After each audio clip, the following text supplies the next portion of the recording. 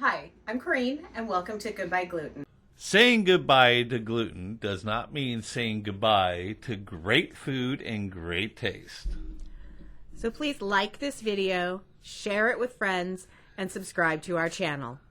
So do you ever wonder what to do with your very overripe bananas or maybe some spinach or fruit that is in your fridge or freezer that needs to be used up? Today we're going to make smoothie prep packs. So let's see what we need. All right, so first of all, what we're going to need is some fruit of some sort, whatever fruit you like to put in your smoothies. I've just got this bag of frozen strawberries that obviously have been in the freezer for just a little bit of time, so I want to use them up. I have some very ripe bananas.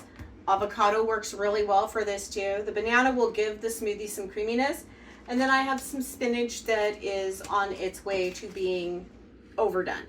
And then some Ziploc baggies. This is what I do. I always write the date and what it is on the baggies. So you can see we're doing this with the smoothie. And this is very simple to do. Just open up your baggie, peel your banana. And her smoothies are awesome. I recommend breaking up the banana before you put it in the baggie because that way when you dump it out it's easier. A small handful of the spinach.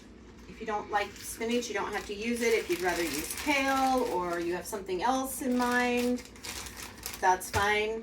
And then whatever you would consider a serving of berries or fruit or whatever you like. Some people like vegetables in this. My mother-in-law likes to put the frozen mixed veggies in her smoothies. I'm more of a fruit person myself. There you have it. You just fill them up, put them in the freezer, and then when you're ready to make a smoothie, you're ready to go. We'll do the other two bags real quick. All right, these are ready to go in the freezer. So when I'm ready for a smoothie, we'll make a smoothie.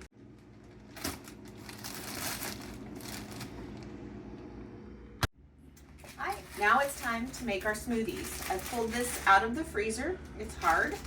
We're going to also need some sort of liquid. So I will be using non-dairy soy milk and some water.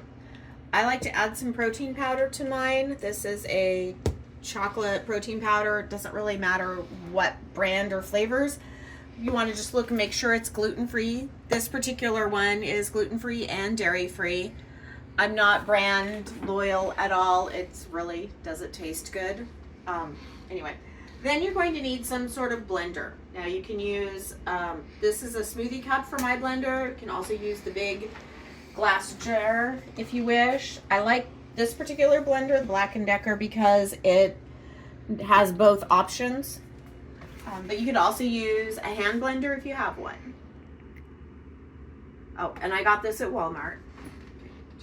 So today I'm going to use the smoothie cup because that's easiest for me and it's easier to clean. For me, when I make these, I want about a cup of milk. That's approximately a cup. That does have the markings on the side, but it's clear. You can't see it.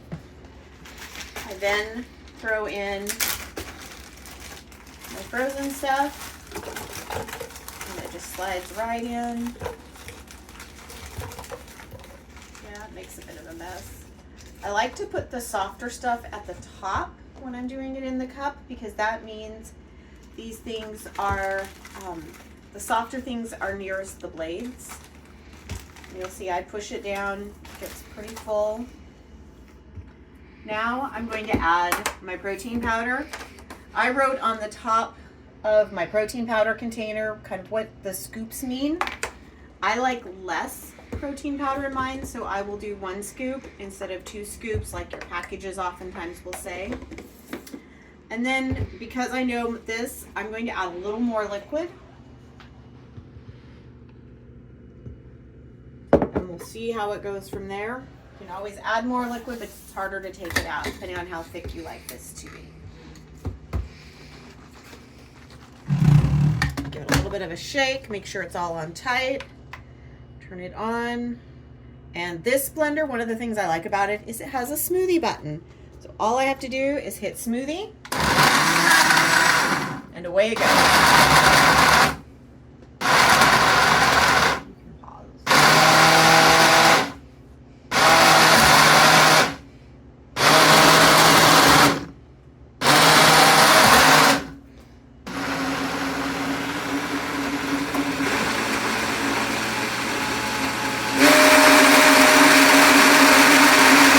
So this automatically stopped.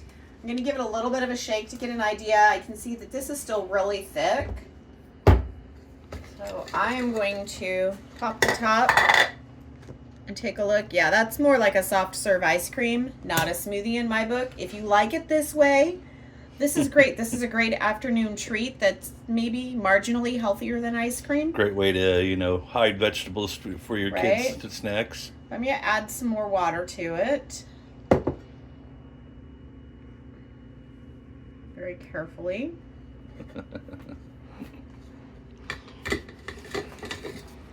That's what's cool about that blender is, it's all interchangeable so fast and easy. Yeah. A straw. Pop an air bubble in. You've got a straw. And then you can add your water. A little more water to thin it down. We'll put it in for another round.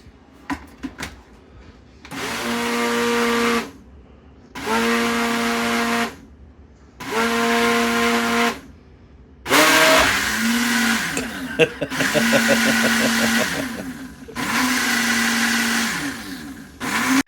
right. Oh, that's better. I can feel how it's a little bit more liquid-like. You can see that it's definitely thinner here. So now we'll pour it in. It's still pretty thick, but that's okay. And what I like about this too is this actually makes 2 servings for me. So I will put half of this into the refrigerator for later. Now, the next step is, what do you do with all the gunk left in your smoothie bottle? A couple drops of water. Pop the lid back on.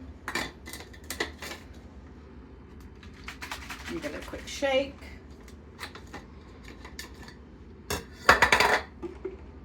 Now you've rinsed it out. And for easy cleanup, you just add a squirt of dish soap.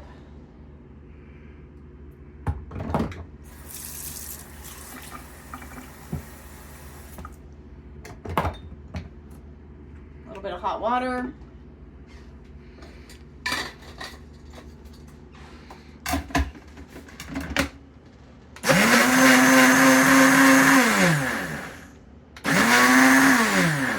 Couple of pulses, and now you just rinse it off and you're good to go.